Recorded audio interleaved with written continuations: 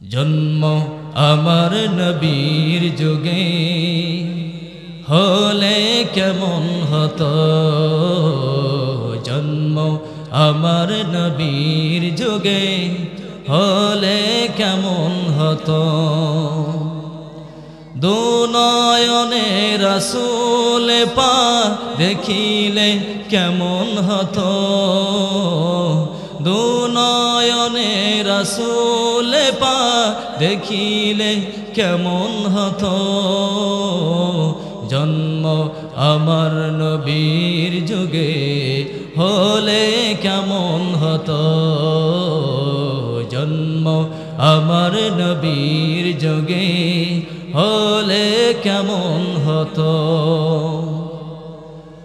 আসতো ভেসে হযরতে বেলালের মধুর আযান, যে আযানে ছিল এমন প্রেম মুগ্ধ রহমান। আসতো ভেসে হযরতে বেলালের মধুর আযান, যে আযানে ছিল এমন প্রেম মুগ্ধ রহমান।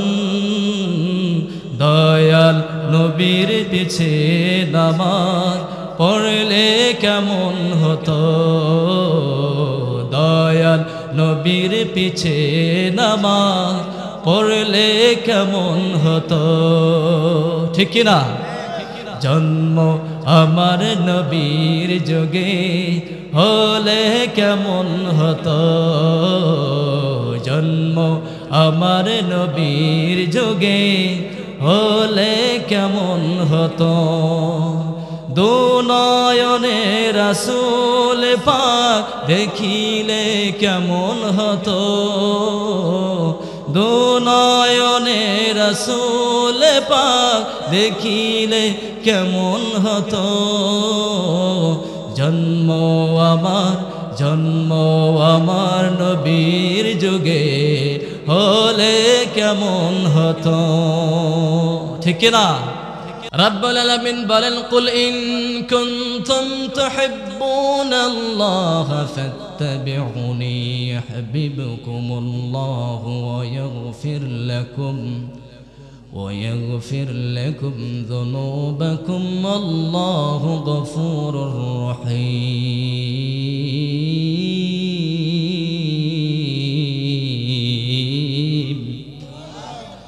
রব্বুল আলামিন বলেন, কুল ইন কুনতুম তুহিব্বুনাল্লাহ, আল্লাহ বললেন ও আমার নবী আমার বান্দাগুলোকে জানাই দেন, কুল ইন কুনতুম তুহিব্বুনাল্লাহ, তারা যদি আল্লাহর ভালোবাসা পেতে চায়, ফাত্তাবিউনি, তারা যেন আপনি রাসূলের অনুগত করে।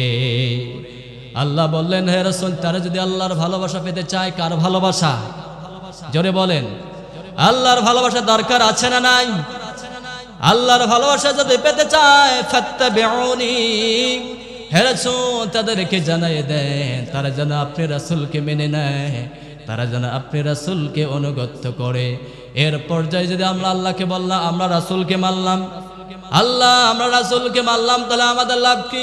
রব্বুল আলামিন বলেন, ইউহিব্বুকুমুল্লাহ, আল্লাহ বললেন ও গোলাম, যখন তোমরা আমার রাসূলকে ভালোবাসবে, আমার রাসূলকে মেনে নেবে, আমি আল্লাহ তোমাদেরকেও ভালোবাসবো।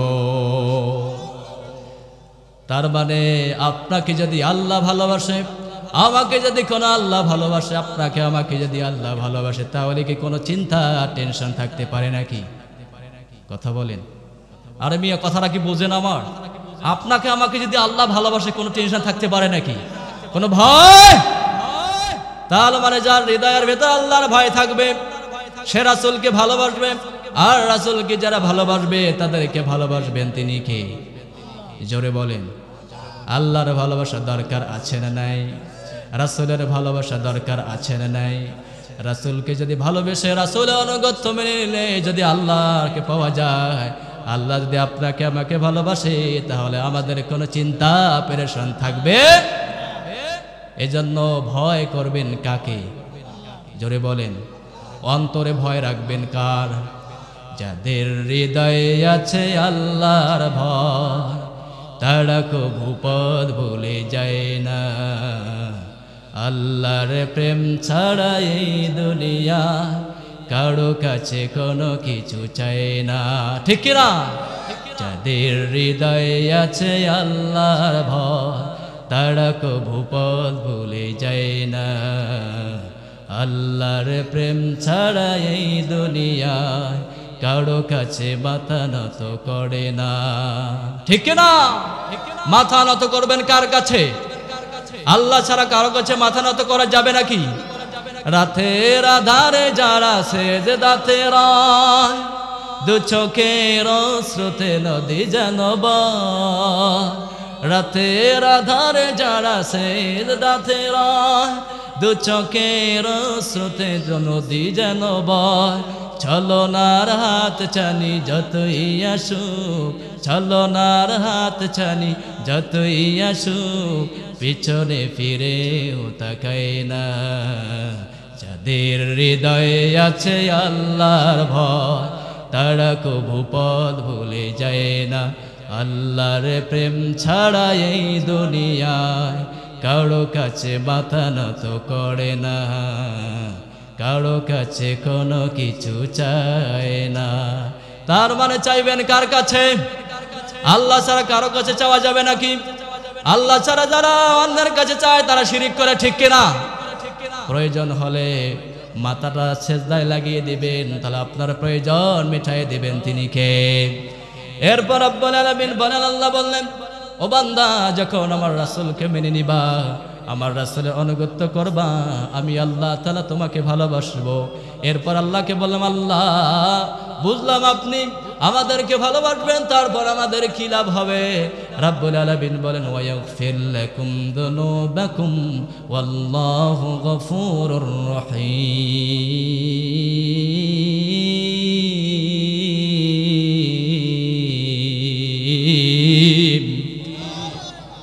রব্বুল আলামিন এরপর বললেন, আমি আল্লাহ তাআলা তোমাদের সব গুনাহগুলো ক্ষমা করে দিব।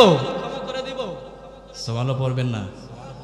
তার রাসূলকে মেনে নিলে আল্লাহ ভালোবাসবে, আবার রাসূলকে মেনে নিলে আল্লাহ ভালোবাসার পর সন্তোষান্ত হয় নাই, আপনার আবার গুনাহ সব ক্ষমা করে দিবেন তিনি কে? কত সুন্দর আল্লাহ বললেন, ওয়ায়াগফির লাকুম যুনুবাকুম আল্লাহু গফুরুর রহিম। আল্লাহ হলেন ক্ষমাশীল, দয়াশীল। আল্লাহর চেয়ে দয়াশীল ক্ষমাশীল কেউ কি থাকতে পারে? জোরে বলেন। তার মানে আমরা বুঝতে পারতেছি রাসূলকেও ভালোবাসতে হবে, রাসূলের অনুগত্য করতে হবে। রাসূলকে যদি ভালো না বাসতে পারেন, রাসূলের অনুগত্য যদি মেনে না নিতে পারেন, তাহলে দুনিয়া এবং আখিরাতে আপনি কখনো কল্যাণময় হতে পারবেন। এইজন্য আল্লাহর হাবিব সাল্লাল্লাহু আলাইহি সাল্লাম বললেন, লা ইউমিনু আহাদুকুম হাত্তা আকুনা হাব্বা ইলাইহি মিন ওয়ালিদিহি ওয়া ওয়ালাদিহি ওয়ান নাস আজমাইন।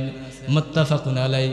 আল্লাহর হাবিব বললেন, ও আমার উম্মতেরা তোমরা শুনে শোনো, ততক্ষণ পর্যন্ত না তোমরা পরিপূর্ণ মুমিন ঈমানদার হতে পারবে না, যতক্ষণ পর্যন্ত না তোমার সন্তান সন্ততি তোমার পিতামাতার চাইতে আমি রাসূল সবচেয়ে তোমাদের নিকট প্রিয় না হব, অতক্ষণ পর্যন্ত তোমরা পরিপূর্ণ মুমিন ঈমানদার হতে পারবে। তার মানে ভালোবাসতে হবে আপনার সন্তান, আপনার পিতামাতার সব চাইতে, আপনার জীবনের চাইতেও ভালোবাসতে হবে রাসূলকে। রাসূলকে যদি আপনি সব চাইতে ভালো না বাসেন, তাহলে পরিপূর্ণ মুমিন ঈমানদার আপনি হতে পারবেন। রাসূলকে ভালোবাসার দরকার আছে না নাই? জোরে বলেন, আছে আছে।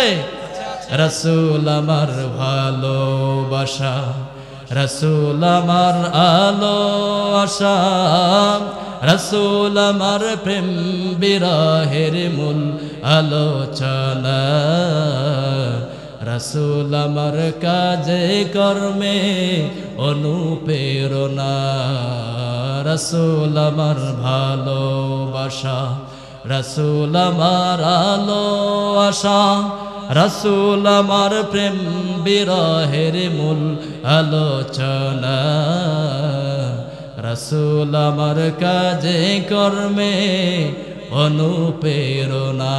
ঠিক না? তার মানে প্রত্যেকটা কাজে রাসূলের অনুগত্য মেনে যদি আপনি করেন, ওই কাজগুলোর ভেতরে সফলতা দান করবেন তিনি কে? জোরে বলেন। রাসূলকে যদি সবচাইতে আপনি ভালো না বাসেন, আপনি পরিপূর্ণ মুমিন ইমানদার হতে পারবেন? তার মানে রাসূলকে ভালোবাসার দরকার আছে না নাই?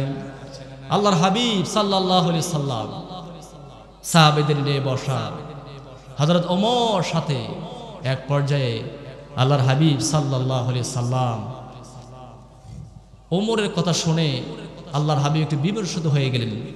ওমর বললেন, ইয়া রাসূলুল্লাহ, আমি আপনাকে ভালোবাসি, তবে আমার জীবনের চাইতে নয়, আমার জীবনের চাইতে নয়।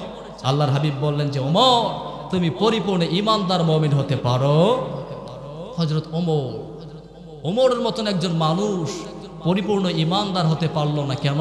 রাসূলকে তার জীবনের চাইতে সব চাইতে, সন্তান, আলে আওলাদ, মাতা পিতা, ধন সম্পদ যা আছে সব চাইতে রাসূলকে ভালোবাসার না কারণে কথা বলে, ঠিক কিনা? একবার যায় ওমর মাথা নিচুটা করে দিলেন। হযরত ওমর মাথা নিচু করে দিয়ে ভাবলেন, গভীর চিন্তিত হয়ে মনোমুগ্ধ হয়ে মাথাটা উঁচু করে বলে, ইয়া রাসূলুল্লাহ, আমি আপনাকে আমার জীবনের চাইতে সব চাইতে ভালোবাসি গো নবী। সুবহানাল্লাহ। তার মানে সব চাইতে, আপনার জীবনের চাইতে, আপনার ধন সম্পদের চাইতে, আপনার বিবি বাচ্চার চাইতে, আপনার পিতামাতার চাইতে সবচেয়ে ভালোবাসতে হবে কাকে? রাসূলকে। কাকে? কথা কি বুঝতেছেন আপনারা? তার মানে রাসূলকে সবচেয়ে ভালোবাসার দরকার আছে না নাই? সবাই বলেন, রাসূলকে সবচেয়ে ভালোবাসতে হবে। হযরত ওমর একটু আগে পরিপূর্ণ ইমানদার মুমিন ছিলেন, একটু পর মাথাটা তুলে বলে, ইয়া রাসূলুল্লাহ, ওগো আল্লাহর নবী, আমার জীবনের চাইতে, একটু আগে আমি যে কথা বলেছি এটা কথা আমি উদ্র করে নিলাম, এখন আমার জীবনের চাইতে, সব চাইতে আমার জীবনকে আগে আমি প্রাধান্য দিয়েছি গো নবী। আমার জীবনের চাইতেও নয়, একটু আগে বলেছি, এখন আমি আমার জীবনকে সব কিছু বাদ দিয়ে সবার উপরে আপনি নবীর ভালোবাসাকে প্রাধান্য দিয়েছি। সুবহানাল্লাহ। সাহাবীরা আল্লাহর হাবিবকে কেমন ভালোবাসতেন, একটু পরে আপনাদেরকে কিছু কথা শোনাবো কোরআন হাদিস থেকে, শুনলেই মনটা নরম হয়ে যাবে। তার আগে রাসূলের অনুগত্য করতে হবে। আল্লাহ তাআলা কোরআনুল কারীমে বারবার বিশ্ব নবীদের সামনে আয়াত নাজিল করেছেন। রব্বুল আলামিন বলেন, কুল আতিউল্লাহ ওয়ার রাসূল, আল্লাহ বলেন আল্লাহ এবং আল্লাহ রাসূলের অনুগত্য করো। আল্লাহ এবং আল্লাহ রাসূলের অনুগত্য যারা করতে পেরেছে তাদের জীবনকে উজালা বানিয়ে দিয়েছেন তিনি কে? জোরে বলেন। আল্লাহ এবং আল্লাহ রাসূলের অনুগত্য করার দরকার আছে না নাই? আল্লাহর হাবিব সাল্লাল্লাহু আলাইহি ওয়াসাল্লাম শেষ ভাষণে, বিদায় হজের ভাষণে সোয়া লক্ষ সাহাবীদের সামনে বললেন, ও সাহাবীরা, হয়তো আমার জীবনের এটাই শেষ ভাষণ হতে পারে, তোমাদের সামনে গুরুত্বপূর্ণ কিছু কথা, নসিহতপূর্ণ কথা বলে যায়। এক পর্যায়ে আল্লাহর হাবিব বললেন, তারাকতু ফিকুম আমরাইনে লান তাদিল্লু মা তামাসসাকতুম বিহিমা, কিতাবুল্লাহ ওয়া সুন্নাতুর রাসূল। আল্লাহর হাবিব বললেন, ও সাহাবীরা, আমি তোমাদের সামনে গুরুত্বপূর্ণ কথা বলতেছি। এমন একটা জামানা আসবে, সে যে শেষ জামানার ভেতরে সকালবেলা একজন মুমিন থাকবে, বিকালবেলা ঘুমায় যাবে, সন্ধ্যা হতে হতে ঘুম থেকে জাগার পর সে আর মুমিন থাকবে। এই অন্তিম সময় আসবে। এই অন্তিম সময় আসার ক্ষণে যদি আমার উম্মতেরা দুইটা জিনিসকে আঁকড়ে ধরে, তারা কখনো পথভ্রষ্ট হবে না। কয়টা জিনিস? জোরে বলেন, আস্তে কন।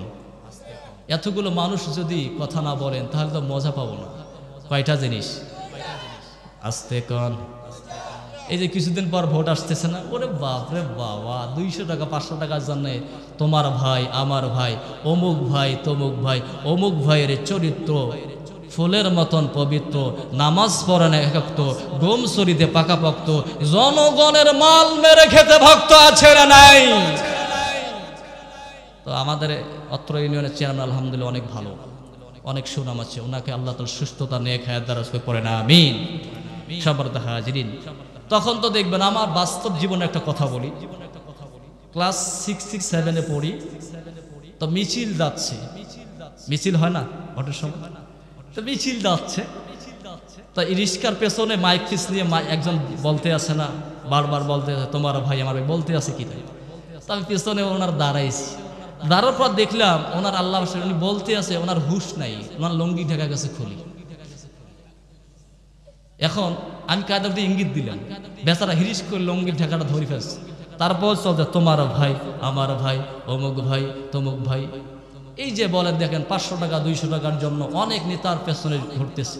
আসলে ওই নেতার যদি চরিত্র ভালো না হয়, কিয়ামতের ময়দানে ওই নেতার সঙ্গে আল্লাহ হাসর নাসর করাবেন। কথা বলে ঠিক কিনা? আর যদি নেতা ভালো হয়ে যায়, নেতা ইমানদার সাচ্চা মুসলমান হয়, আল্লাহ ওয়ালা হয়ে যায়, কিয়ামতের ময়দানে ওই নেতার সঙ্গে হাসরে উঠাবেন তিনি কে? এই জন্য ভালো নেতার সঙ্গে যাওয়ার দরকার আছে না নাই? অনেক নেতা দেখবেন তার মুখের ভেতরে রাসূলের সুন্নাহ নাই, আছে না না? কাউকে কষ্ট দেওয়ার জন্য বলতেছি। অনেক নেতার ভেতরে দেখবেন নামাজ নাই, নামাজ, অথচ নামাজ না থাকলে সে মুসলমান। আল্লাহর হাবিব বলতেন বাইনাল আবদু বাইনাল কুফরি মান তারাকাস সালাহ। আল্লাহর হাবিব বলছেন কিয়ামতের পূর্বে এমন একটা জামানা আসবে, সেই জামানার ভেতরে মানুষদের, মুসলমানদের খোঁজার জন্য রাসূল একটা পদ্ধতি শিখিয়ে দিলেন। সাহাবীরা বলতেন আমাদের জামানায় বাইনাল আবদু ওয়া বাইনাল কুফরি মান তারাকাস সালাত।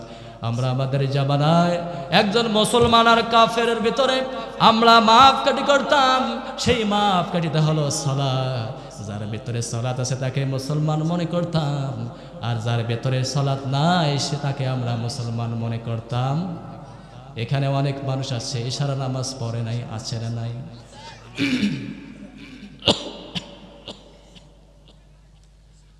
কই? তার মানে মুমিন আর কাফেরের মধ্যে একটা পার্থক্য আছে। কি বলেন তো? নামাজ। মুমিন আর কাফেরের ভিতর পার্থক্য কি? নামাজ। এতটুকু বলতে পারেন না, তাহলে কিভাবে আপনারা মুসলমান আর কাফেরের মধ্যে পার্থক্য করবেন? আল্লাহর হাবিব বললেন মান তারাকাস সালাত মুতাআম্মিদান ফাকাদ কাফারা। আল্লাহর নবী বললেন যে ব্যক্তি ইচ্ছাকৃতভাবে এক ওয়াক্ত সালাত ছেড়ে দেয় সে কুফরি করে, আর যে কুফরি করে সে হলো কাফের। কি বলেন? যে নামাজ ছেড়ে দেয় সে কি? জোরে বলেন। আমি বলছি না আপনারা বলছেন? আমাদের সবাইকে আল্লাহ পাক 5 ওয়াক্ত সালাত জামাতে শেষ পড়ার তৌফিক দান করেন, আমিন। তার মানে আল্লাহ বলেন রাসূল যা তোমাদেরকে দিক নির্দেশনা দেয় সেটা তোমরা মানো, রাসূল যেটা বলে তোমরা মেনে নাও। আর রাসূল থেকে যদি তোমরা ফারিগ হয়ে যাও তাহলে দুনিয়া বা আখিরাতে তোমরা কল্যাণময় হবে না। রাব্বুল আলামিন সুন্দর করে কোরআনুল কারীমের ভেতরে বললেন ওয়া মা আতাকুমুর রাসূলু ফাখুযুহু ওয়া মা নাহাকুম আনহু ফান্তাহু। রাব্বুল আলামিন সুন্দর করে বলেন ও দুনিয়ার মানুষের শোনো, আমার রাসূল যা তোমাদের দেয় তা তোমরা গ্রহণ করো, আর আমার রাসূল যা তোমাদের থেকে নিষেধ করে, বারণ করে, তা থেকে তোমরা বারণ নিষেধ থাকো। ওয়াত্তাকুল্লাহ, আর আল্লাহকে ভয় করো। ওয়াত্তাকুল্লাহ, আল্লাহকে ভয় করো। ইন্নাল্লাহা শাদীদুল ইকাব, নিশ্চয় আল্লাহর আযাব বড় কঠিন, আল্লাহর পাকড়াও বড় কঠিন। কথা বলেন ঠিক কি না? আল্লাহর আযাব যদি আসে সহ্য করতে পারবেন আপনারা? আল্লাহর আযাব ইদি পড়বে, ইদি পড়বে রব্বুল আলামিন। আল্লাহর আযাব দ্বারা লূত আলাইহিস সালাতু ওয়াস সালামের কওমকে আল্লাহ ধ্বংস করে দিয়েছেন। নূহ আলাইহিস সালাতু ওয়াস সালামের কওমকে আল্লাহ ধ্বংস করে দিয়েছেন। আল্লাহর আযাব সহ্য করার মতন পৃথিবীর কোনো মানুষের কিন্তু নাই, ঠিক না? আজকে আমেরিকার দিকে তাকান, আজকের এই আমেরিকার দিকে তাকান। আমেরিকার এত শক্তি, দম্ভ, অহংকার, নিমিষের ভেতরে আল্লাহর ছোট্ট শাস্তির কাছে একদম হীন হয়ে গিয়েছে। কথা বলে ঠিক না? আজকে আমেরিকা একদম হাসির পাত্র হয়ে গিয়েছে। কোথায় তাদের পারমাণবিক অস্ত্র, কোথায় তাদের ক্ষেপণাস্ত্র? আজকে অগ্নিগিরি লাভার কাছে তারা হাসির পাত্র তামাম পৃথিবীর কাছে হয়ে গিয়েছে। কথা বলে ঠিক না? যে টাকা দিয়েছো, মনে রাখবেন, যে টাকা দিয়ে ইহুদিদেরকে সহযোগিতা করেছো, আজকে ফিলিস্তিনের মুসলমানদেরকে হত্যা করেছো তোমরাই। তোমাদের সহযোগিতা পেয়ে হাজার হাজার কোটি টাকা তোমরা সহযোগিতা করেছো ইসরায়েলকে। এই ইসরায়েলকে টাকা দিয়ে, অস্ত্র দিয়ে সহযোগিতা করেছো। আজকে গাজাটাকে এমন একটা নিস্তব্ধ কবর পুরীর মতন করে তৈরি করে দিয়েছো। আজকে গাজাতে শুধু আহাজারি কান্না, ঘরবাড়ির কোনো স্তূপ নাই, একদম মাটির সঙ্গে তোমরা মিশিয়ে দিয়েছো। আল্লাহ তার পার্লামেন্ট থেকে এই দৃশ্যগুলো দেখে ক্ষান্ত হতে পারে? আল্লাহ তো এই দৃশ্যগুলোর দিকে আল্লাহ ক্ষান্ত হতে পারে না। আল্লাহর আযাব সহ্য করার মতো পৃথিবীর কোনো মানুষের নাই। আল্লাহ শুধু একটু সামান্য একটু ছেড়ে দিয়েছে। কথা বলে ঠিক কিনা? আজকে আমেরিকা তোমাদের দম্ভ অহংকার কোথায় দেখো। আজকে মুসলমানদের বিপক্ষে লেগেছো, মুসলমানদের বিপক্ষে লেগেছে, যার কারণে আজকে আল্লাহ এতদিন সহ্য করেছে। আল্লাহ ছাড় দেয় ছেড়ে দেয়, আল্লাহ ছাড় দেয় ছেড়ে দেয় না। আল্লাহ একবার যাকে ধরে ফেলে তাকে কিন্তু আর ছেড়ে দেয়। আমেরিকা এমন ধরা ধরছে, অগ্নিগিরি লাভার মাধ্যমে চতুর্পাশ থেকে আমেরিকা গ্রাস করে নিত। কি অত্যাচার! ফিলিস্তিনের নারীদের উপর কিরকম ধর্ষণ সিস্টেম রোলা চালিয়েছে আমরা এখান থেকে দেখেছি। আর ফরিয়াদ করে আল্লাহর কাছে বলছে, আল্লাহ আমাদের কিছু করার নাই, তবে আমরা এতটুকু বলতে পারি, তুমি ফিলিস্তিনি মুসলমানদের উপর তোমার রহমত বরকত সকির নাজিল করো। এতটুকু আমরা দোয়া করেছিলাম কিনা? করেন নাই? আমি নিজে করেছি, আপনারা করেছেন। আমাদের দোয়া আল্লাহ ফেরত দেয়। অচিরে আমেরিকা আল্লাহ তাআলা এভাবে ধ্বংস করে দিবেন। অগ্নিগিরি লাভা চতুর্পাশ থেকে ক্যালিফোর্নিয়ার অনেক জায়গার ভেতরে অগ্নি ছড়িয়ে পড়েছে। তাদের যখন তারা প্লেন দিয়ে উড়োজাহাজ দিয়ে পানিগুলো সেখানে ফেলতেছে, মনে হচ্ছে ব্যাং প্রস্রাব করে দিচ্ছে, এরকম ওই পানিগুলো তাদের কাজে আসতেছে। আমরা তাদেরকে জানাচ্ছি, অচিরে তওবা পড়ে ফিরে আসো। কারণ তোমরা যে ওপেনে নারীদের অবাধ মেলামেশা এটা চালু করেছো, নারীদের নগ্নতা একদম জেনার শহর বলা হয় আমেরিকাকে বলা হয় জেনার শহর, যেখানে নারী পুরুষ অবাধ মেলামেশা করতে পারে, কোনো লাইসেন্সের প্রয়োজন হয় না। কি অবস্থা! আজকে সেখান থেকে কোটি কোটি টাকা, বিলিয়ন বিলিয়ন ট্রিলিয়ন টাকা আজকে ইসরায়েলকে সহযোগিতা করে, সেই টাকা দিয়ে ইসরায়েলরা মুসলমান নিধন করার জন্য পাইতারা করতেছে। কথা বলে ঠিক কিনা? তাদের ষড়যন্ত্র কাজে লেগেছে, তাদের ষড়যন্ত্র কাজে লেগেছে। আসবে না ইনশাআল্লাহ। আল্লাহ তাআলা যে বললেন, ইন্নাল্লাহা শাদীদুল ইকাব, আল্লাহর আযাব বড় কঠিন, আল্লাহর শাস্তি বড় কঠিন। আল্লাহ একবার যাকে ধরে তাকে ছেড়ে দেয়। রাব্বুল আলামিন শুধু ছাড় দেয়, আল্লাহ শুধু বোঝার মতন ছাড় দেয়। এমন এক পর্যায়ে যখন বান্দা সীমা লঙ্ঘন করে ফেলে, ওই সময় আল্লাহ এমন ধরন ধরে, এমন আসার দেয়, পৃথিবীর মানুষদেরকে ওখান থেকে শিক্ষা নিতে বলে। ঠিক না? তোদের বাংলার জমিনে যদি কেউ ইসলামের বিরুদ্ধে অপপ্রচার চালায়, এই যে ডক্টর মিজানুর রহমান আজহারি, বাংলার যুবকদের আইডল, আপনারা চেনেন না তাকে? আহারে, উনি কিছুদিন আগে সিলেটের মাহফিলে বলেছিলেন, রাসূলকে নিয়ে বলেছেন রাসূল কাউবয়, অর্থাৎ রাখাল বালক। রাসূলকে রাখাল ছিল কি ছিল না? রাখাল ছিল না। এটা নিয়ে মাজার পূজারী বক্তারা কত তাচ্ছিল্য করতেছে যে মিজানুর রহমান আজহারির কল্লা এনে দিতে পারলে তাদেরকে 10 লক্ষ টাকা পুরস্কৃত করা হবে। কত বিশ্রী ভাষায় কথা বলতেছিল। এইভাবে বলে কি কারো জনপ্রিয়তা কমানো যায়? কথা বলে। সম্মান দেওয়ার মালিককে, অসম্মান করার মালিককে। আমার রাসূল যা তোমাদেরকে দেয় তা তোমরা গ্রহণ করো, আর আমার রাসূল যা থেকে তোমাদের নিষেধ করে তা থেকে তোমরা নিষেধ থাকো, বারণ থাকো, ওই কাজগুলো পরিহার করো, তাহলে আমাদেরকে কল্যাণময়ী করে দিবেন তিনি কে? এই জন্য আল্লাহর হাবিব সাল্লাল্লাহু আলাইহি সাল্লামের প্রিয়তম সাহাবী হযরত আনাস রাদিয়াল্লাহু তাআলা আনহু 10 বছরের খাদেম, তাকে জিজ্ঞেস করা হয়েছিল, ও আনাস বলো আমাদের নবী 10 বছরের জিন্দেগিতে তোমার সঙ্গে কি কোনোদিন খারাপ আচরণ করেছে? আনাস বললেন, কোনোদিনও না। আমি ওনার আচরণের এত মুগ্ধ, এত উল্লাসিত, আনন্দিত, 10 বছরে কোনোদিন আমার নবী আমার কোনো কাজে ভুল ধরে।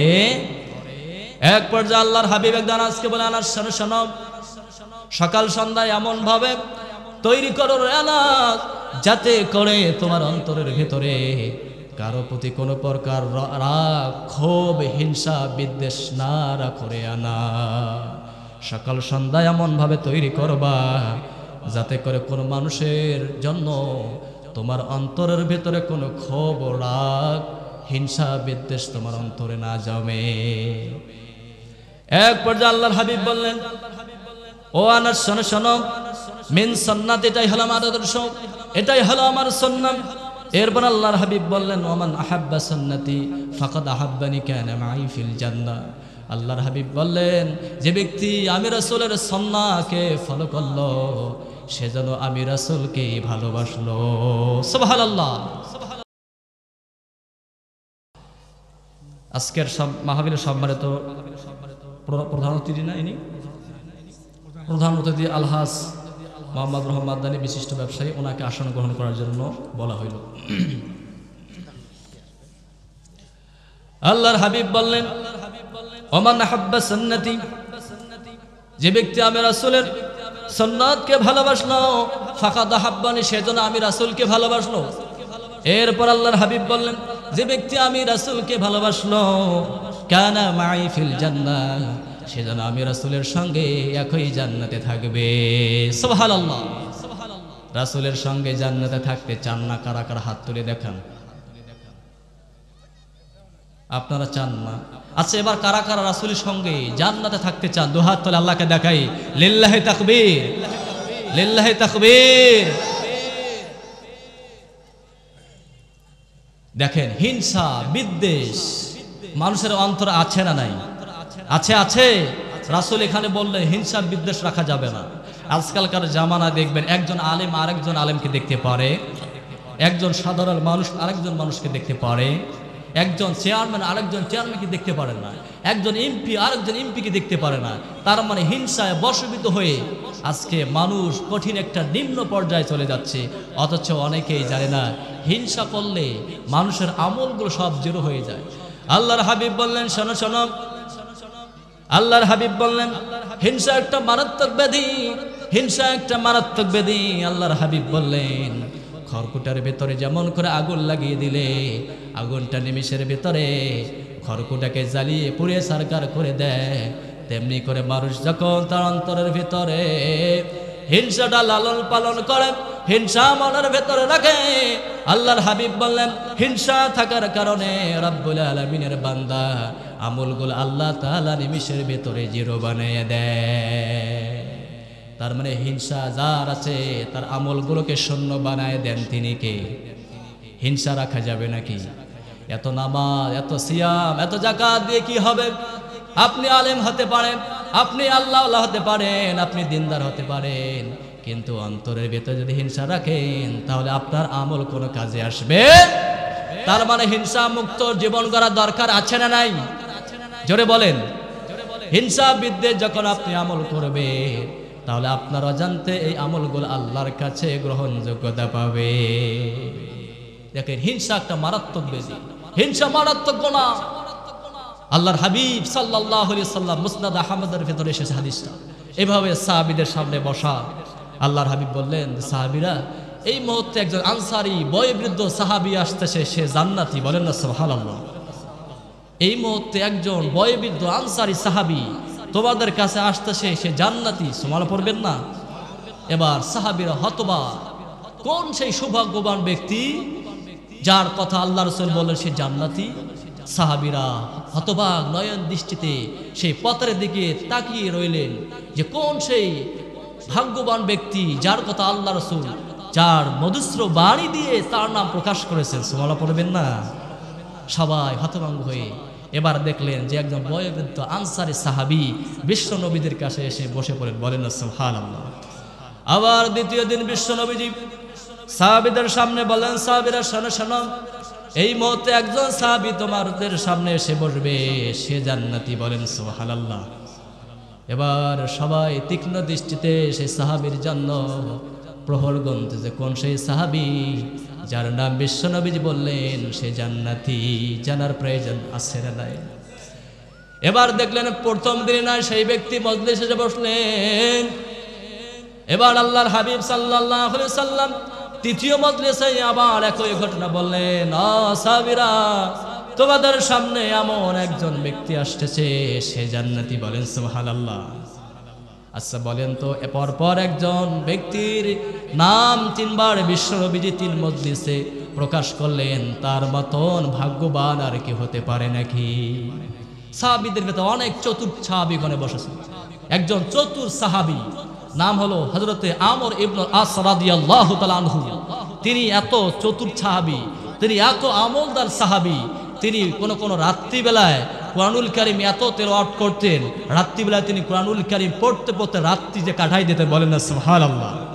তিনি ভাবলেন এত আমি তাহাজ্জুদ গুজার, এত আমল করি, এত সালাত আদায় করি, রাসূল তো আমার নাম প্রকাশ করলেন না, কি এই আনসারী সাহাবী কি আমল করে, সেই আমলটা আমাকে একটু জানতে হবে, বলেন না সুবহানাল্লাহ। এবার আমর ইবনে আস রাদিয়াল্লাহু তাআলা আনহু সকালবেলা সেই আনসারী সাহাবীর বাড়িতে যে উঠলেন, বললেন ও মুরব্বি চাচা যা, আমার আব্বার সঙ্গে একটু কথা কাটাকাটি হয়েছে, একটু কথা কাটাকাটি একটু কথার ভিতরে একটু পেঁয়াজ গোছ রেখে তিনি বললেন একটু কথা কাটাকাটি হয়েছে আমার বাবার সঙ্গে, এই জন্য আমি আপনার বাড়িতে 3 দিন মেহমানদারি হিসেবে থাকতে চাই। কয়দিন? জোরে বলেন, একটু জিকির করি লা ইলাহা, জোরে লা ইলাহা।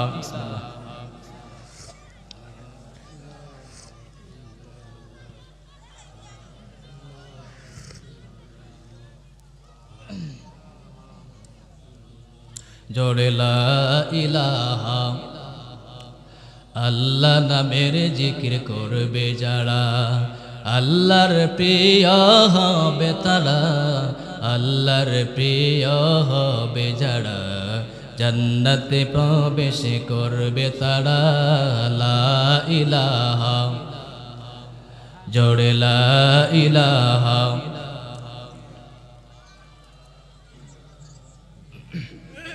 জোরে লা ইলাহা, লা ইলাহা ইল্লাল্লাহু মুহাম্মাদুর রাসূলুল্লাহ সাল্লাল্লাহু।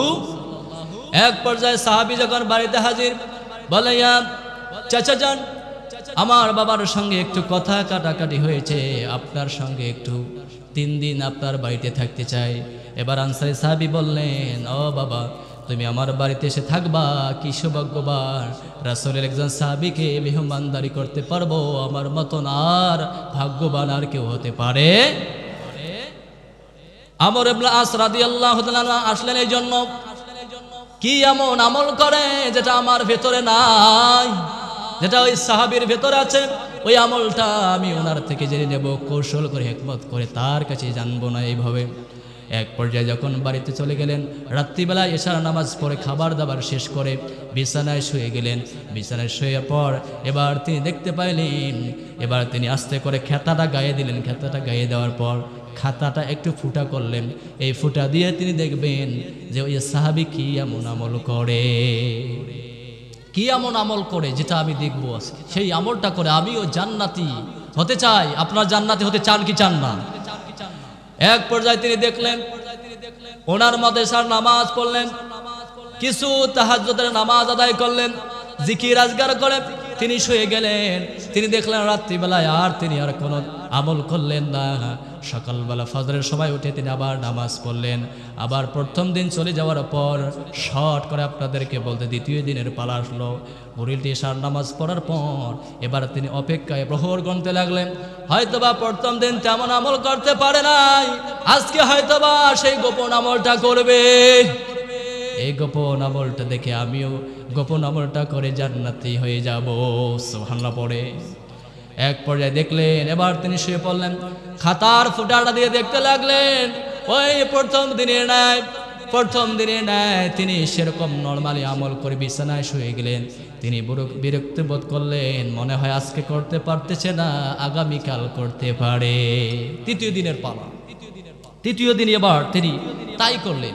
এবার এশার নামাজ শেষ করলে দেখলেন যে উনিও প্রথম দ্বিতীয় দিনের মতো এশার নামাজ পড়ে জিকির আজগার করে তাসবিহ তাহলিল পড়ে বিছানায় শুয়ে গেলেন। তিনি মনে মনে ভাবতেছেন যে ঘটনা কি, ইনি কি কারণে জান্নাতের দুনিয়া সার্টিফিকেট পেলেন, এটা তো আমাকে জানতেই হবে। ইনি তো সাধারণ আমার মতন সালাত আদায় করলেন, তাহাজ্জুদ পড়লেন, জিকির আজগার করলেন, তেমন তো গোপন আমল করছেন নাকি? করছেন। এবার সকালবেলা উঠে এবার তিনি যাবার জন্য প্রস্তুতি গ্রহণ করতেছে। যাওয়ার সময় আনসারী সাহাবীকে বললেন যে চাচা যান, আমি যে উদ্দেশ্যে এসেছি আপনি তো সেটা বুঝতে পারেন নাই। উদ্দেশ্য হলো এই, আমি আমার বাবার সঙ্গে তেমন কথা কাটাকাটি হয় নাই। রাসূল পরপর 3 বার মজলিসে বলেছে আপনি জান্নাতি, আপনি জান্নাতি, আপনি জান্নাতি। বলেন না সুবহানাল্লাহ। কি জন্য আপনাকে রাসূল বলেন জান্নাতি? কি আমল, গোপন আমল করেন? সেই গোপন আমল জানার জন্য আমি আপনার বাড়িতে 3 দিন মেহমান হয়ে থাকলাম, কিন্তু আমি তো কোনো গোপন আমল পেলাম না। কি আমল, গোপন আমল করেন, যেটা আমি একটু জানতে চাই। এবার বয়োবৃদ্ধ সাহাবী, আনসারী সাহাবী বললেন, ও আমর ইবনে আস, তাহলে শোনো শোনো, আমি তোমাদের মতন তেমন কোন আমল করতে পারি না, তবে প্রতিনিয়ত আমি একটা আমল করতে ভুলি না। জানার দরকার আছে না নাই? শুনতে চাচ্ছেন আপনারা? প্রতিনিয়ত আমি তোমার মতন তাহাজ্জুদ পড়ি, রাত্রিবেলায় যতটুকু পারি জিকির আজকার করে ঘুমাই যায়। আমি জানি না কোন আমল আল্লাহ আমার পছন্দ করেছেন। আমার মনে হয় এই ছোট্ট আমলের বদলতে রব্বুল আলামিন আমার নবীর মুখ দিয়ে আমার জান্নাতের সার্টিফিকেট আল্লাহ তাআলা ধরিয়ে দিয়েছে। আমর ইবনুল আস রাদিয়াল্লাহু তাআলা হতভম্ব হয়ে গেলেন। বলেন তো কি সেটা আমল? এবার বললেন, শোনো বাবা, আমি যখন বিছানায় শুইতে যাই, বিছানায় শোয়ার সময় সারাদিন যত মানুষ আমাকে কষ্ট দিয়েছে, সারাদিন যত মানুষ আমাকে কষ্ট দিয়েছে, এই কষ্টগুলো আমি ভুলে যাই। বলেন না সুবহানাল্লাহ। কোনো মানুষ যদি আমাকে কথার দ্বারা, কাজের দ্বারা কোনো প্রকার ত্রুটি বিস্তৃত করে থাকে, আমি তাদের অপরাধগুলো ক্ষমা করে দিই। কারো প্রতি আমি হিংসা বিদ্বেষ না রেখে আমি রাত্রিবেলায় ঘুমায় যাই। হয়তো ভাই ছোট্ট আমলটা আল্লাহ পছন্দ করেছি বিধায় রাসূলের মাধ্যমে আমার জান্নাতের সার্টিফিকেট দুনিয়াতে আল্লাহ ধরাই দিয়েছে। সুবহানাল্লাহ পড়বেন না? তার মানে আমর ইবনে আস রাদিয়াল্লাহু তাআলা আনহু বুঝতে পারলেন, উনি বুঝতে পারলেন রাত্রিবেলায় যখন আপনি ঘুমায় যান, অন্তরের ভেতরে কোনো প্রকার হিংসা বিদ্বেষ উনি রাখতেন। তার মানে রাত্রিবেলায় যখন ঘুমায় যাবেন, হিংসা বিদ্বেষ কোনো প্রকার মানুষের প্রতি কোনো কেনা রাখা যাবে। আজকের পর থেকে আমলটা করতে পারবেন না। যখন ঘুমাতে যাবেন, কোন মানুষ আপনার কষ্ট দিয়েছে, বিবি, বাবা, মা, সন্তান, আত্মীয় স্বজন, কোনো মানুষ যদি আপনাকে কথার মাধ্যমে, কাজের মাধ্যমে কোনো প্রকার ত্রুটি বিস্তৃতি করে থাকে, নিজ গুণে তাদেরকে ক্ষমা করে দিয়ে ঘুমায় যাবে। করতে পারবেন ইনশাআল্লাহ? ইনশাআল্লাহ। দেখেন সাহাবীরা রাসূলকে কেমন ভালোবেসেছেন। আপনাদেরকে এই ঘটনাটা বলেই বিদায় দেব আমি ইনশাআল্লাহ। আল্লাহর হাবিব যে বললেন, ওমান আহাব্বা সুন্নতি ফাকাদ আহাব্বানি কানা মাই ফিল জান্নাহ, যারা আমি রাসূলের সুন্নতকে অনুকরণ করে সে যেন আমি রাসূলকে ভালোবাসলো, আর যে ব্যক্তি আমি রাসূলকে ভালোবাসবে সে ব্যক্তি যেন এই যে 2 আঙ্গুল দেখাচ্ছি, মর্দমা তর্জমা আঙ্গুল, এইভাবে একই সঙ্গে রাসূলের সঙ্গে জান্নাতে থাকবে। বলেন না সুবহানাল্লাহ। তার মানে জান্নাতে থাকতে চাই কি চাই না? রাসূলকে ভালোবাসার দরকার আছে না নাই? রাসূলকে ভালোবাসার দরকার আছে না নাই? আপনারা অনেকেই এই ঘটনাটা শুনেছেন। মসজিদে নববীতে রাসূল সাল্লাল্লাহু আলাইহি সাল্লাম দাঁড়িয়ে দাঁড়িয়ে খুতবা দিতেন। তখন বিশ্ব নবীদের মেম্বার ছিল, মেম্বার ছিল নাকি? ছিল না। বুখারীর হাদিসে এসেছে, একজন মহিলা এসে বলে, ইয়া রাসূলুল্লাহ, আপনি খুতবা দেন অনেক দূর থেকে আমরা দেখতে পারি না, তো দয়া করে আমার একজন গোলাম, আমি কাঠমিস্ত্রি রয়েছে, তার মাধ্যমে আপনার একটা মেম্বার তৈরি করে দিতে চাই। তো এই কাঠমিস্ত্রি এত কারুকার্য ডিজাইন সুন্দর করে একটা মেম্বার তৈরি করে দেবে, এর ওপর চড়ে আপনি খুতবা দিবেন। তাই ঠিক আছে। এবার যখন ওই মহিলার গোলাম যখন সুন্দর ডিজাইন করে একটা খুতবার জন্য মেম্বার তৈরি করলেন, মেম্বারটা এবার মসজিদে নববীতে নিয়ে আসা হলো। তখনও বিশ্ব নবীজি একটা মরা খেজুর গাছের গুড়িতে হেলান দিয়ে খুতবা দিতেন। মসজিদে নববী যখন তৈরি করা হয়েছে, সেই ঘরটা ছিল খেজুর গাছের ফাড়া দিয়ে, অর্থাৎ ওটাকে কাঠ হিসেবে ব্যবহার করা হয়েছে। বিশ্ব নবীজি এবার তিনি জুমার দিনে এমনিতেও ওই খেজুর গাছের, মরা খেজুর গাছের গুড়িতে হেলান দিয়ে খুতবা দিতেন। এবার যখনই ওই যে কারুকার্য ডিজাইন করা যে মেম্বারটা নিয়ে এসে মসজিদের ভিতরে প্রবেশ করানো হচ্ছে, ইতিপূর্বে মসজিদ থেকে একটা কান্নার আওয়াজ শোনা যাচ্ছে। বলেন না সুবহানাল্লাহ। কান্নার আওয়াজ। এবার সবাই হতভম্ব হয়ে গেল যে কান্না করে কে, কান্না করে কে। এবার বিশ্ব নবীজি সেই মেম্বারে বসলেন।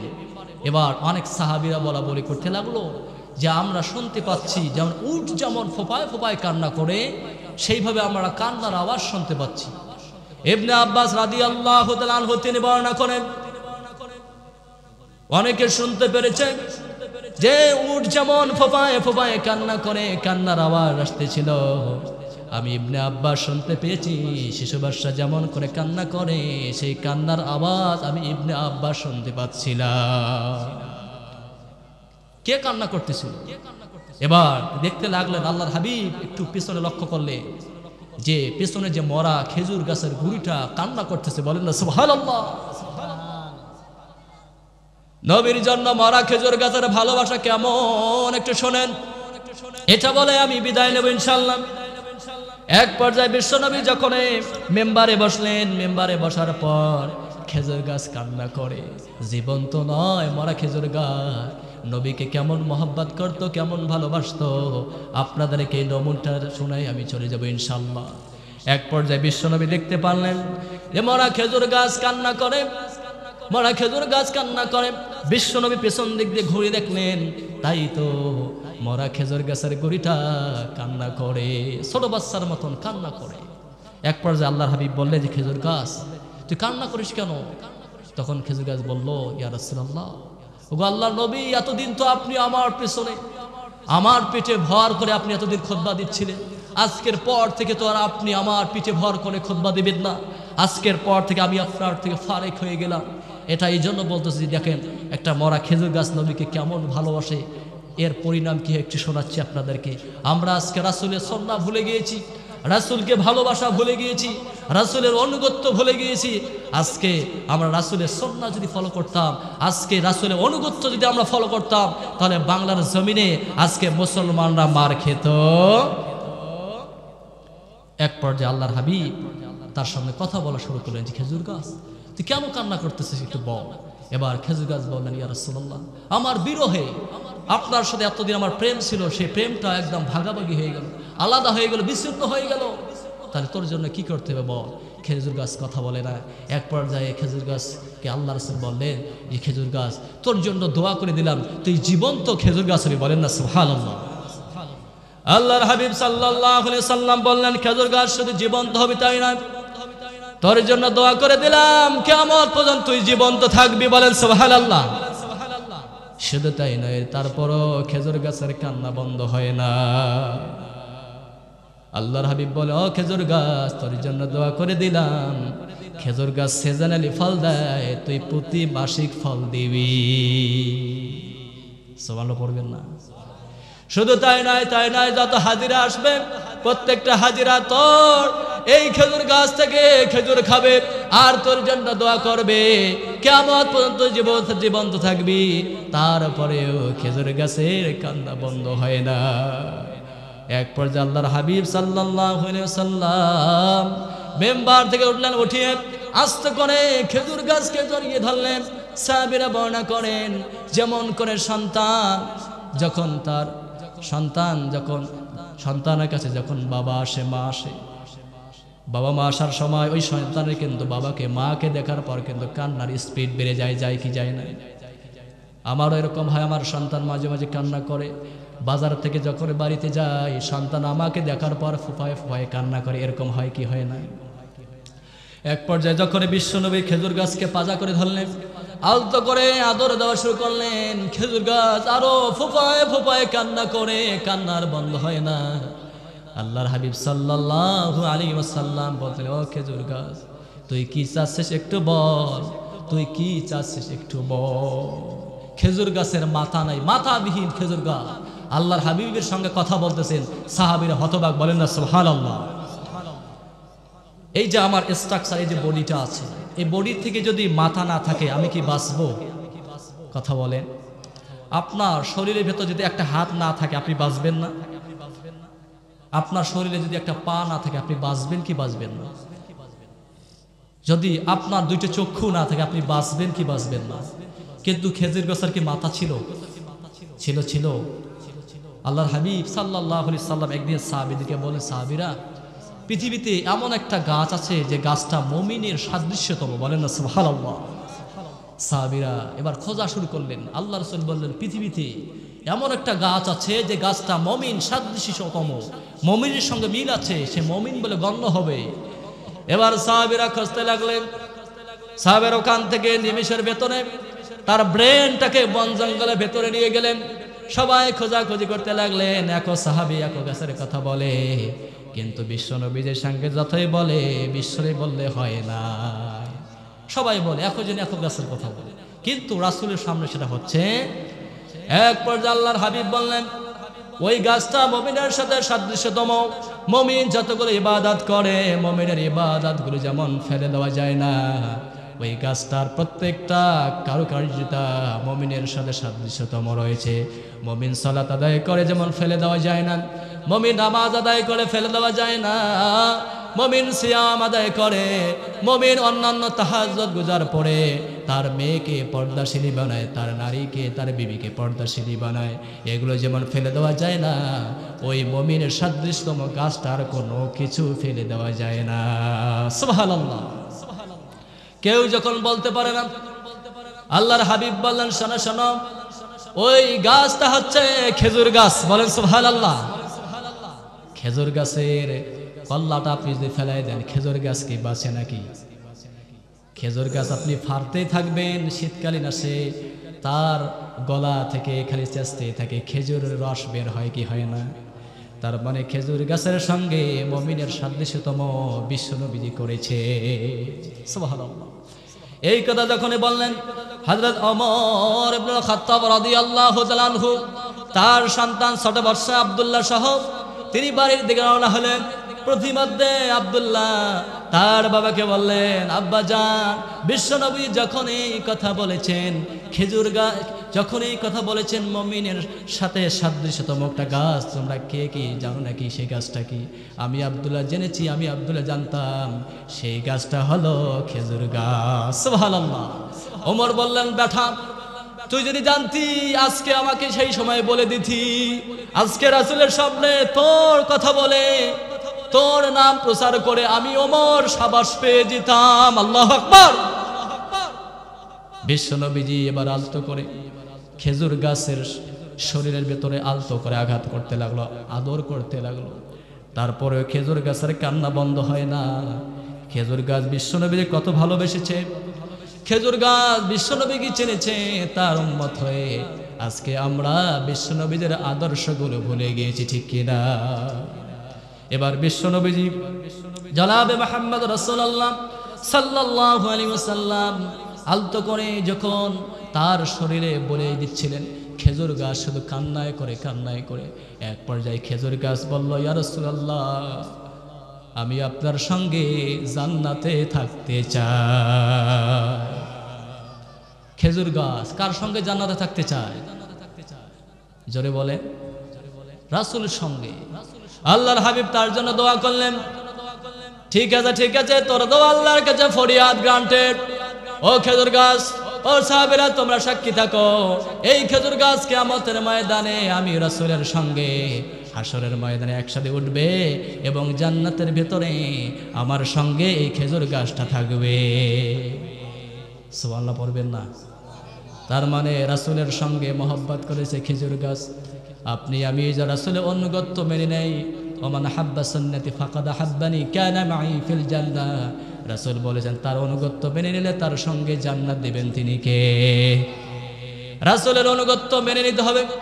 আল্লাহর হাবিব সাল্লাল্লাহু আলাইহি ওয়াসাল্লাম শেষ শয্যায় অবস্থায়, একদম মৃত্যু সহিত অবস্থায় বিশ্বনবী দুনিয়া থেকে চলে যাবেন।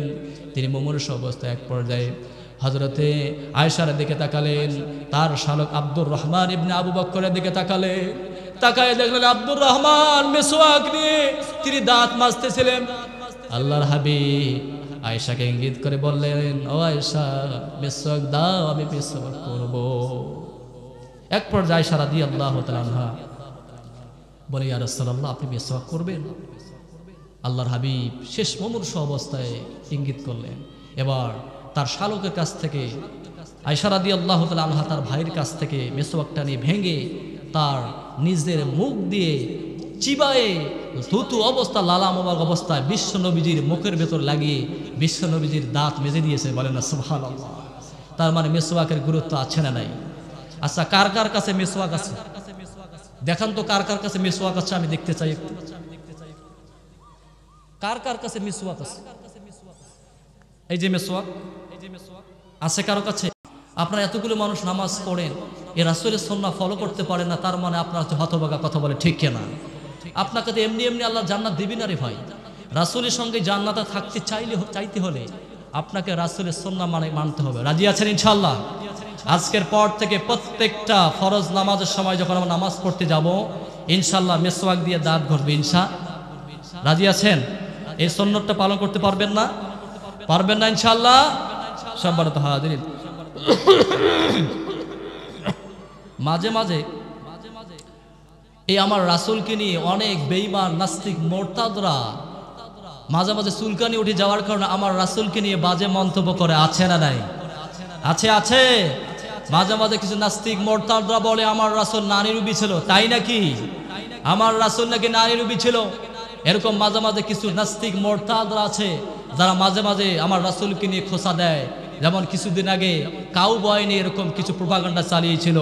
আমরা বলতে চাই, আপনাদেরকে আমি বলতে চাই, যখন আপনার বাবাকে নিয়ে কেউ যদি কোনো কটু কথা বলে আপনি ছেড়ে দেন না, আপনার মাকে নিয়ে যদি কেউ যদি কটু কথা বলে আপনি ছেড়ে দেন না, আপনার বোনকে নিয়ে যদি কেউ বাজে মন্তব্য করে আপনি ছেড়ে দেন না, কিন্তু আপনার আমার ইতিম নবী, শ্রেষ্ঠ নবী জনাবে মুহাম্মদ রাসূলুল্লাহ, এই নবীকে নিয়ে কেউ যদি বাজে মন্তব্য করে, ও মুসলমান, তার কঠিন জবাব দেওয়ার দরকার আছে না নাই? রাসূলের অপমান সইবে না রে? জোরে বলেন, রাসূলের অপমান সইবে না রে? জোরে বলেন, রাসূলের অপমান সইবে না রে? আমরা মুসলমান হিসেবে দাবি জানাই 92% মুসলিম রাষ্ট্র বাংলাদেশ। এদেশের বর্তমান যিনি প্রধান উপদেষ্টার দায়িত্বে আছেন ডক্টর মোহাম্মদ ইউনূসকে জানাতে চাই, বাংলার জমিনে মুসলমান রাষ্ট্রে যখন কেউ যদি আমার রাসূলকে নিয়ে বাজে মন্তব্য করে, রাসূলকে নিয়ে যদি কোনো প্রকার কটু কথা বলে, বাংলার জমিনে ইসলামিক মোতাবেক এমন একটা আইন পাশ করা হোক, ইসলামিক মোতাবেক আইনটা হলো তার মৃত্যুদণ্ড। কারা কারা রাজি আছেন? দুহাত তুলে আল্লাহকে দেখাই, লিল্লাহি তাকবীর। রাসূলের অপমান, রাসূলের অপমান, লিল্লাহি তাকবীর, লিল্লাহি তাকবীর। হাত নামা।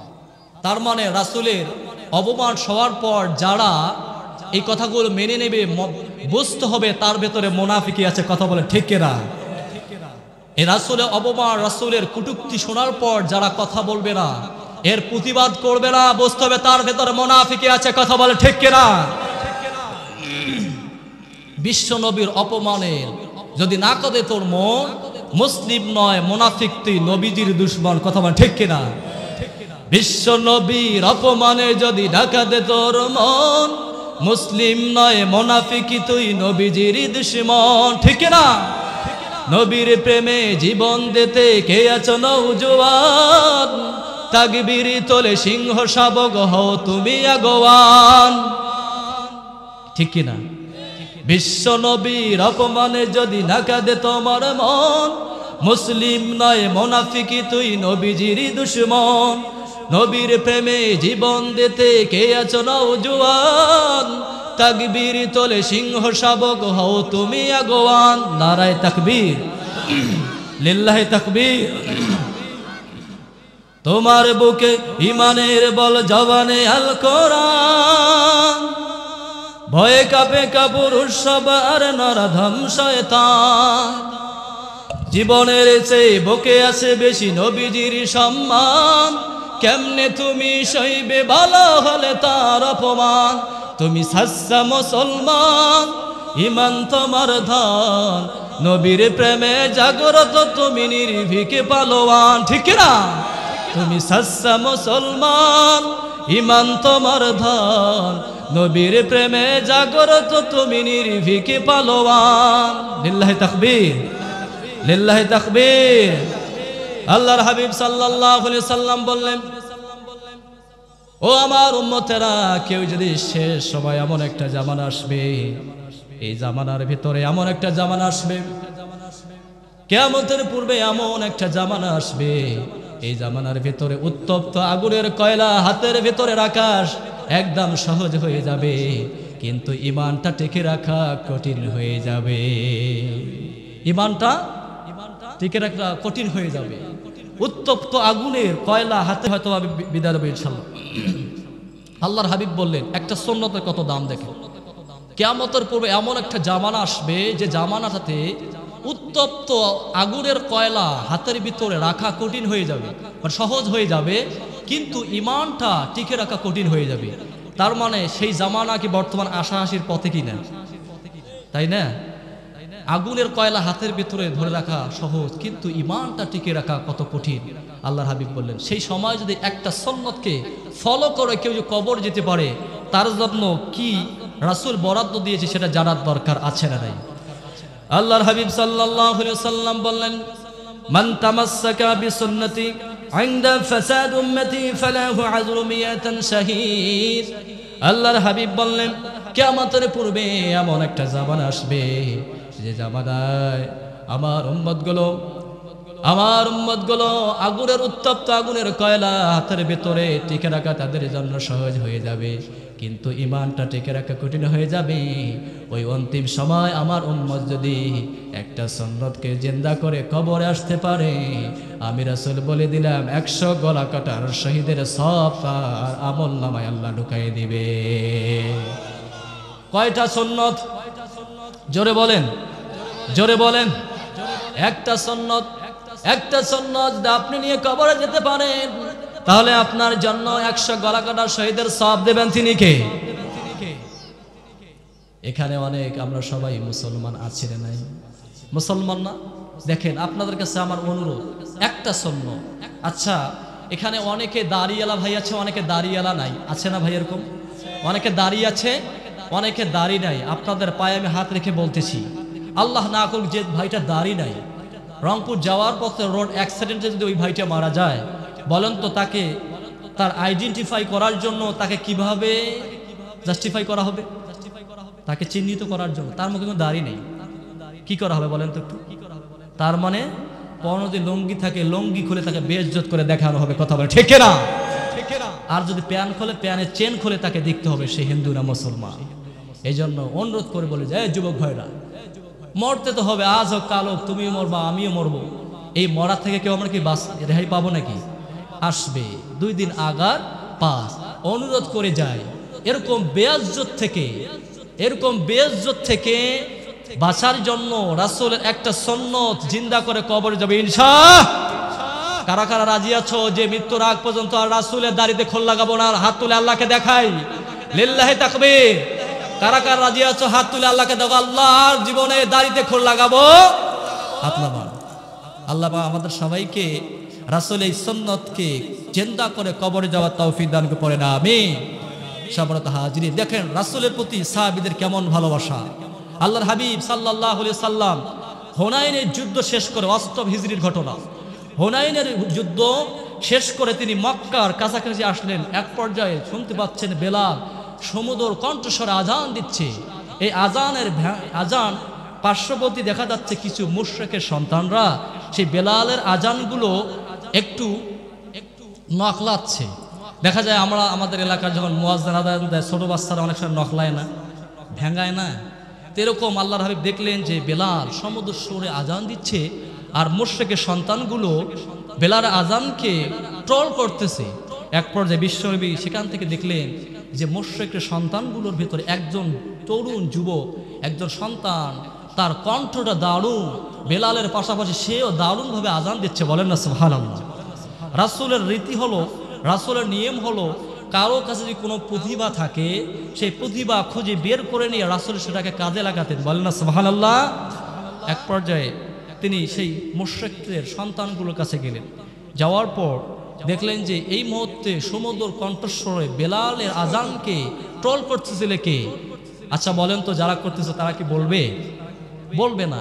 সবাই এবার সেখান থেকে কেটে পড়তেছে। যে ছেলেটা আজান দিচ্ছিল একটু আগে, সে দাঁড়ায় রইল। এবার তাকে বললেন যে তোমার নাম কি? সে বলল আমার নাম আবু মাহজুরা, আমার নাম আবু মাহজুরা। এবার বললেন যে তোমার কণ্ঠটা দারুণ। কি ইয়া রাসূলুল্লাহ, তাই? আমার কণ্ঠ দারুণ? তোমার কণ্ঠটা দারুণ, তুমি একটু আগে যে আজান দিচ্ছিলে একটু আজান করতে দাও তো। তখন আবু মাহজুরা বললেন, ইয়া রাসূলুল্লাহ আমি তো আজান দিতে পারি না, একটু আগে যে দিচ্ছিল বেলালের কণ্ঠ শুনে আমি একটু ট্রল করতেছিলাম। আল্লাহর হাবিব সাল্লাল্লাহু আলাইহি সাল্লাম বললেন, আমি যদি তোমাকে আজানটা শিক্ষা দিয়ে দেই তাহলে তুমি কি আমার সঙ্গে আজান দিতে পারবা? আবু মাহজুরা বললেন, ইয়া রাসূলুল্লাহ, আপনার সঙ্গে আমি আজান দিতে পারবো, এর মতন আর কি ভাগ্য হতে পারে? কি আর ভাগ্য হতে পারে? আবু মাহজুরা এতদিন শুনেছেন মক্কা নগরীর ভেতরে সবচেয়ে খারাপ লোক হলো মুহাম্মদ, তাই নাকি? রাসূল কি খারাপ ছিল?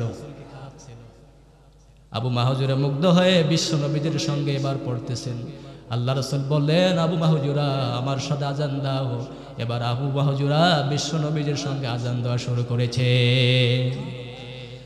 আল্লাহর হাবিব নিজ কণ্ঠ দিয়ে আজান দিচ্ছেন, আল্লাহু আকবার, আল্লাহু আকবার। রাসূলের কণ্ঠ ভালো না খারাপ? মধুস্র বাণী। এবার মাহজুরা পড়ে, আল্লাহু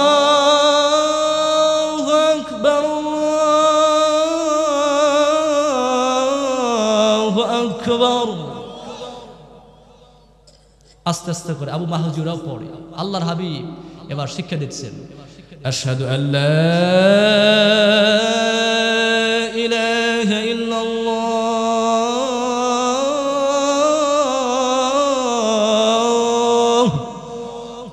আবু মাহজুরাও দেয়।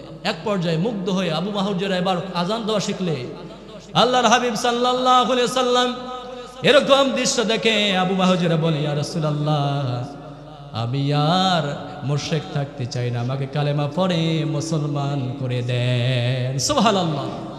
যখন বিশ্বনবীজি আবু মাহজুরাকে এভাবে আজান শিক্ষা দিচ্ছিলেন, বিশ্বনবীজি তার ডান হাত মোবারক আবু মাহজুরার কপালের চুলের ভেতর রেখে বিশ্বনবীজি আবু মাহজুরাকে আজান শিক্ষা দিচ্ছিলেন।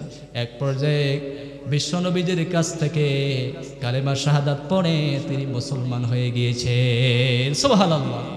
আবু মাহজুরাকে আল্লাহর হাবিব বললেন, আবু মাহজুরাকে কাবার মুয়াজ্জিন নিয়োগ দেওয়া হোক। এবার কাবার যখন মুয়াজ্জিন হয়ে গেলেন, এক পর্যায়ে বিশ্বনবীজির সেই সাহাবী, ওই যে বিশ্বনবীজি তার মাথায় চুল রেখেছিলেন, কি মহব্বত ছিল। আবু মাহজুরা চতুর্পাশ দিয়ে চুলগুলো কেটে ফেলে, কিন্তু সামনের চুলগুলো কর্তন করে। সবাই বলা বলি করতো যে, আবু মাহজুরা, তোমার সামনের চুলগুলো খারাপ দেখা যাচ্ছে, সামনের চুল অনেক লম্বা হয়ে গিয়েছে, তুমি কেটে ফেলতেছো না কেন? পেছনে কাটো, সাইড দিয়ে কাটো। তখন আবু মাহজুরা বলেছিল, ও আমার ভাইরা শোনো, আমি কেন সামনের চুল কাটি না, তাহলে তোমরা শুনবা? তখন বললো, হ্যাঁ শুনতে চাই। এটা তাহলে শোনো, যখন যেদিন আমি মুসলমান হয়েছিলাম, আমি কালেমা শাহাদাত যেদিন পড়েছিলাম, ওই দিন আমার নবী বিশ্ব নবীজি আমার চুলের ওপরে হাত রেখে আমাকে আজান শিক্ষা দিয়েছিলেন। সেই দিন থেকে আমার রাসূলের হাত আমার চুলের ভিতরে পড়েছে। আমি চাই আমার মৃত্যু অবস্থায় আমি যখন কবরে যাব, রাসূলের হাত লাগা অবস্থায় চুল নিয়ে যেন আমি কবরে যেতে পারি। আল্লাহু আকবার। কি নবীর প্রতি ভালোবাসা ছিল, কি মহব্বত ছিল। ভাইরা, আপনাদেরকে অনুরোধ করে যাচ্ছি, আমরা প্রত্যেকটা ওয়াক্তে মিসওয়াক করবো ইনশা। আর যারা যুবকরা আছো দাড়িতে খোল লাগাবো ইনশা।